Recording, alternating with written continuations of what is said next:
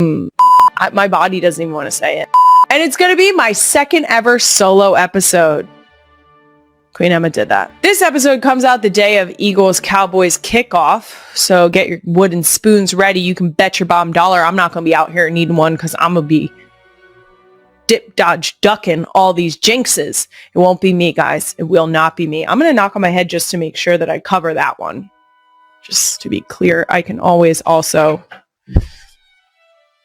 Still in the drawer. Okay. Moving on to some mentions from the real ones. I got tagged at least 100 times in the comments of Jason's new golf video, which had guest appearances from our tiny humans. Most of you just wanted to remind me yet again that Ellie looks like her uncle. At Kylie Kelce, I'm so sorry, but Ellie does look just like Travis. Someone else said even Ellie's expressions are just like Travis. Someone else said Ellie fully stole Travis's entire face. Someone else said, wow, exactly the same. No more, no less. And they put a screenshot of Ellie's face next to Travis's school photo. Here's the deal. The Kelces, they're a beautiful bunch, okay? I'm not talking about my Kelces. I'm talking about the Kelces I married into. They're a beautiful bunch of human beings, okay? We all have eyeballs. Thank you. I don't know. I feel like a lot of moms can relate to me when I say this. I just want one child that looks like me because I don't know. I grew them. It could be like a slight dedication to like, there's mom. There she is. Shout out to her, But on that same note, some of you have started to change your tune on Wyatt. So maybe I am getting one. We have Wyatt is morphing into Kylie's twin. Someone else said Wyatt's looking more and more like Kylie. They're all adorable. I agree with you. They are adorable, but they're mine, so I'm biased. The last time we talked about the girls' lookalikes was in the first ever episode of NGL. It's been 9 months, and I think that Wyatt still looks exactly like Jason. I think that Jason has ended up making a beautiful little girl. But when they sit next to each other and they're both watching something or listening to someone talk and their faces are making the exact same expression directly next to each other, you can't deny it. Also, her baby pictures look so much like Jason's baby pictures. It's actually mind-boggling. And I don't think I'll ever get that image out of my head. Like when you look at your 5-year-old child and you still see them at like 6 months and their round little face and they're like all happy and everything. She's really got to stop growing up. This shit's fucked up. I will say I've gotten minimal but encouraging feedback that Finn may look like me. So jury's still out. But I'll take it. Chat. It's not feeling more natural yet. Chat, moving on. The real one sent in so many good questions for Ask Me Some Things. I couldn't wait for the solo episode to answer them, so I'll answer 2 right now. Just 2. That's it, 2. First up, it's just the perfect time of year to answer this one. From Sam Wags 88. Are you a pumpkin fan? So what's your favorite pumpkin flavored food, drink, item for fall? I can confirm I am a basic bitch. I will say that. I can confirm that, guys. I wear athleisure almost every day of my life. I don't find cool, obscure things. I am not a trendsetter, and I'm okay with that. All of these things, I'm cool with. But I don't lean into the pumpkin spice. It's okay. I am not the person that has a countdown in their phone until the day that it's released from coffee stores and is first in line to get themselves some pumpkin spice. Because, first of all, butter pecan until I die. Okay? I literally Uber Eats this. Butter pecan. Right there. Okay? I don't love that you can't get it any other time of year. That's weird. Why can't we just if you like pumpkin spice, why can't you just have pumpkin spice all year round? I will tell you, I love a pumpkin cookie with some icing on it. Queen Emma put in the rundown, when do you put up Halloween decorations? my favorite part of this question is the fact that Queen Emma is assuming that I put up Halloween decorations. We have a couple things in the garage that we have put up, let's say every other year, for the last, let's say 8 or 9 years. So they come out sometimes and I put them up, let's say a week before Halloween. And a couple times I've left them up until, let's say mid-November, maybe the end of November. Oh, this is probably, let me circle back because I will go in on some pumpkin pie. I would like to put that out there. I love a pumpkin pie, but I want an actual pumpkin pie. I don't want pumpkin pie flavored shit. I want pumpkin pie. And specifically, I want it the morning after Thanksgiving with my coffee while everyone else is still sleeping. Everybody knows morning pie, morning cake, that tastes the best. Everybody knows that. This next question I've been asked so many times, I'm just going to address it. Why did Jason dye his beard and hair? Just to be clear, my husband already answered this. What I will say is that I think he looks fine as hell with his dyed hair, but I am very excited for the Silver Fox to return because I think he just looks like a distinguished, fine-ass gentleman. So there's that. And that does it for Ask Me Something. Stay tuned for next week. I'm going to answer a lot more. Oh no. Chat. Next up, let's get to this week's edition of Can I Be Honest? Brought to you by Perplexity. As you'll hear soon in my conversation with the Heim sisters, we talk a little bit about birth order theory. So I figured I'd dive a little deeper to see how true it is for each of our tiny humans. Now, for anyone unfamiliar with this topic, Queen Emma, can you please pull up Perplexity and ask it to explain birth order theory? Okay, birth order theory proposes that the order in which a person is born within their family, such as being the oldest, middle, youngest, or an only child, shapes their personality, behavior, and even life outcomes due to differences in parenting and family dynamics. First of all, that's true. I know that we are parenting Benny differently than we parented Wyatt, because Wyatt had my undivided attention till she was 18 months old. So I posted a while ago a TikTok of the girls decorating cookies, and I asked if it was a good representation of birth order traits because Wyatt was going individual sprinkle onto her iced cookie. And Ellie took both cups of sprinkles that were available to her for decorating, dumped them onto her cookie, patted them in, and then licked the extra sprinkles off of her hand. And as a second child, yes. So beyond how it applies to cookie decorating, let's see how else it fits my children. Starting with Wyatt, core firstborn traits are listed as leadership and achievement. We got responsibility, conscientiousness, rule-abiding, and conventional perfectionism. I'd say all of those apply. I would. The rule-abiding and conventional, really, the rule-abiding is funny to me because she herself wants to abide by the rules, but she will try to talk her sisters into doing shit that she would like to do, which is funny to me. I kind of respect the hustle. You want to see how it ends up, so you talk your sister into it because you know it's a bad idea. Now, middle children, aka Ellie, and against every fiber of her being, Benny. We've got adaptable and flexible. Yes. Independent. Yes. Diplomatic and peacemaking. Oh my God, Ellie. Social and loyal. Yes. Compromising and empathetic. Yes. That's outstanding. Specifically, the independence. Ellie and Benny recently have been going and doing things by themselves. Like I just asked Wyatt to close a door and Benny went and did it anyway because Wyatt was like, someone has to come with me.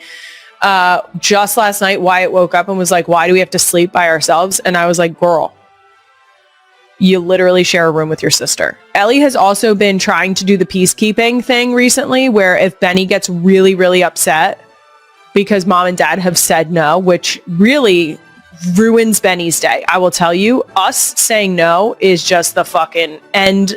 It's the end of the world.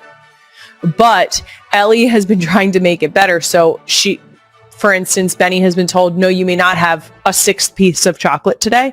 And Ellie will be like, I'll go get your passy, Benny. And I'm like, no, Benny's not allowed to have her passy downstairs. And Benny then gets even more pissed off because I've now said no to the sixth piece of chocolate and her passy. But Ellie was really trying to make her better, which is so sweet. And then we have the youngest child. And since Finn is only 5 months, we're going to have to come back to this one for her. But I'm guessing Benny is going to fit this to a T. So let's see what's going on here.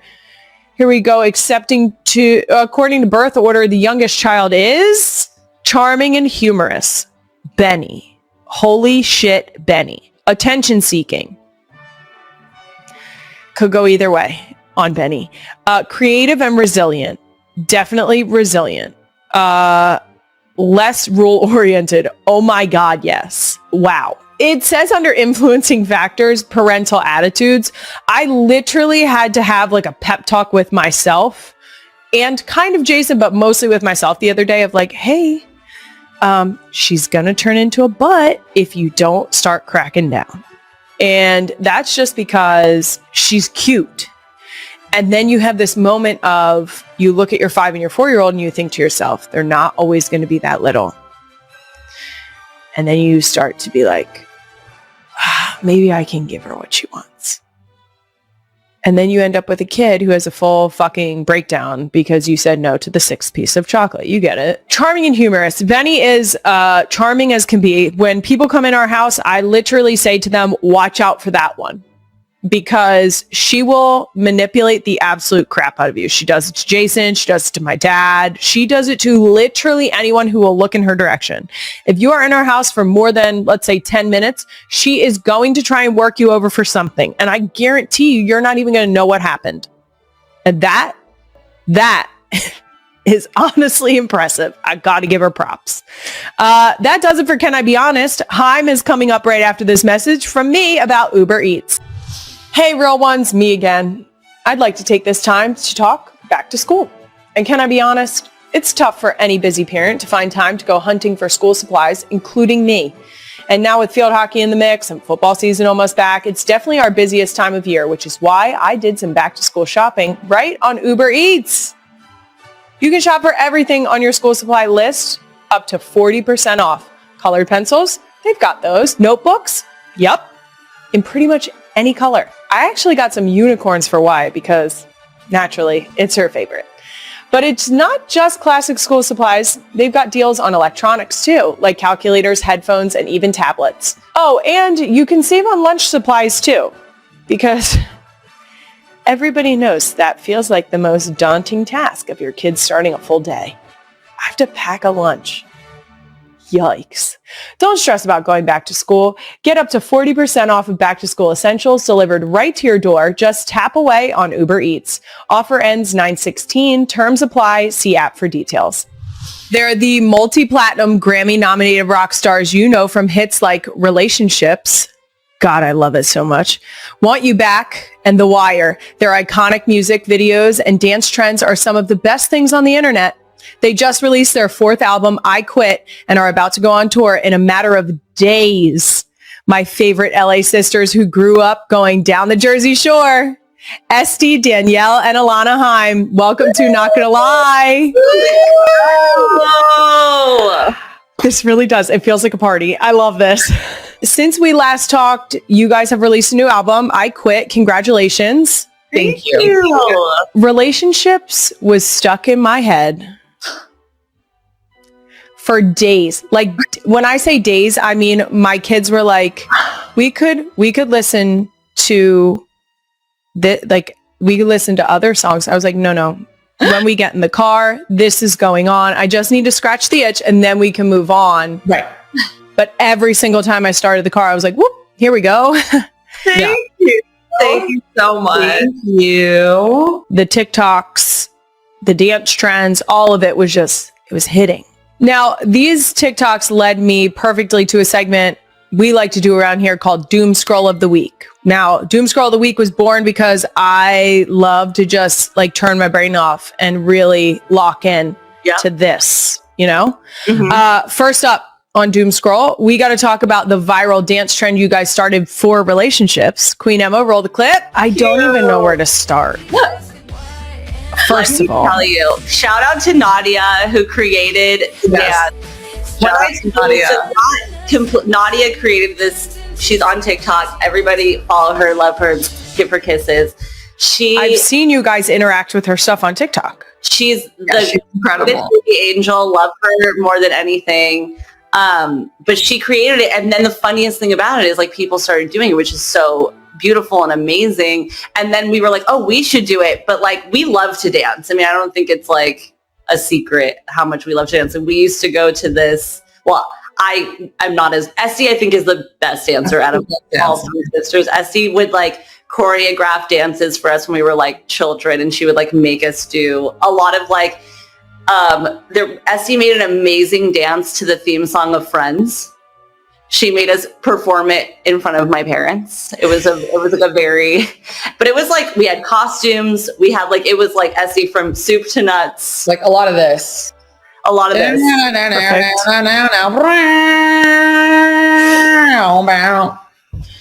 It was amazing. But we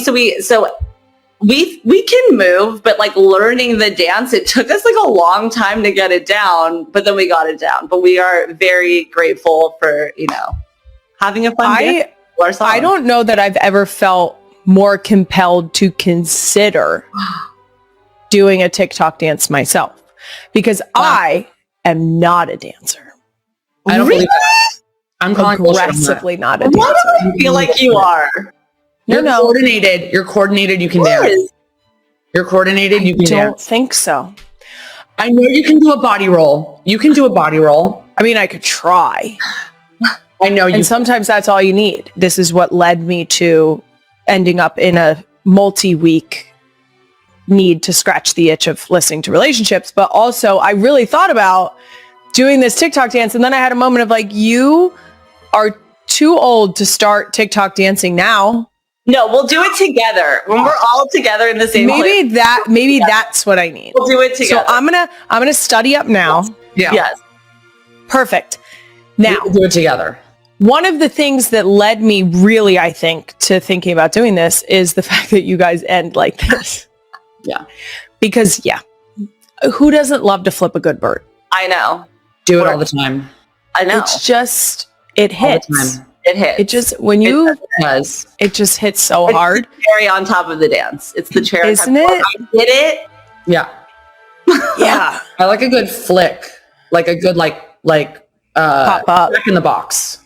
Yes. Jack in the Box? Like Jack in the Box. For emphasis. Yeah. Yeah.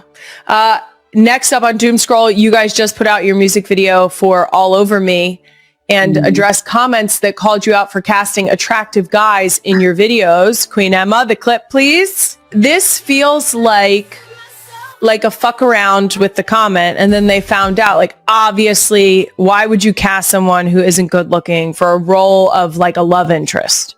I mean, that doesn't make any fucking sense. When we have access to it, why not? And every single person that we've had in our music videos has been the nicest person, like Drew Starkey, Logan Lerman, all the boys from the All Over Me music video. Like, they were all so nice. And it was like, we feel like we're in like middle school where like no one's going to show up to our birthdays still. Like, that's like our biggest fear. So like when we got the okay from like all these like extremely hot boys that probably would have never looked at us in high school, like it was like the greatest. And they were so nice. And I was like, it was like inner child healing. I was like, oh my God, wait. No, we were convinced like on the days of shooting the videos that they weren't going to show up. We were like, they're not. We were like waiting in our outfits, like with like snacks, like waiting for them to arrive, like being like, are you going to be here? Like, we would be asking everybody, like the director, like, do we have an ETA? Like, are they coming? Are they coming? And then they're like, they're coming. Like, it's fine. That feels like a trauma response. It is a full trauma response. It is. Last thing on Doom Scroll, you guys mentioned your dance to the Friends theme. You also did a dance to the Law and Order theme song. Queen Emma? Esty crushed. Esty crushed. Learned that dance in 0.2 seconds. Thanks, y'all. But you guys were perfectly in sync. Like the hips going at the same, like you guys, that was unreal. Now, are there any other TV show theme songs that you guys would feel inclined to pop off on TikTok for? Oh my God. I mean, me and Danielle and Essie loved Game of Thrones. I feel like there's something in there. Also Mad Men. The Mad Men could be something there. If you guys feel so inclined, the Bluey theme song is a banger. Love. Oh, yeah. Just a thought. You could probably get some moms at home trying to recreate whatever dance you choreograph. Okay. I love it. We don't have a lot of time on our hands, but when we do, it should be It's for dancing. filled with It's for that. dancing. Exactly. You get it. We've put out 4 albums, we've toured the world, we've done so many things. The one thing that people talk about the most is us on Sesame Street. It's true. When I tell you, I've never gotten so much love on anything. I'm like, what? Like, first of all, being on Sesame Street is like the biggest honor. Like, Ever. that was like inner child healing. When we were on, like, we met Big Bird. I have met Big Bird. Mind blowing. Was it magical? Like the most magical? Esty cried like 17 I cried times. 14 times. But we were talking to Big Bird. We would call him Big Bird. We were like, Big Bird, how are you? Like we were having conversations with Big Bird, and but I was a child. Like, it was like, We reverted back to being like 3 years old. but it is the one thing that, This is how I interact with the Philly fanatic. there you go. It is, my brain puts me back. Like my kids, I like push them out of the way to get to them. And I'm like, let me tell you about what's going on. And then he does his little whistle and his kissy noise. And I'm like, you get it. I love you so much. I missed you. Years old again. Yeah, that's it. You like can't help it. No, I can't even imagine standing in front of Big Bird. No, it was insane. wild. It was wild. Do you guys have an inn there now? Like, are you allowed to We should visit? go. Can I come? We should go. Yes. I think we can go. I think I know some people at Sesame Street that I think This will is let so us in. perfect. Let's I'm go. actually on text with Big Bird. Oh, Essie is perfect. now in a relationship. I'm with on text with Big Bird. We love a tall man. He's giant. He's giant. He's You got it.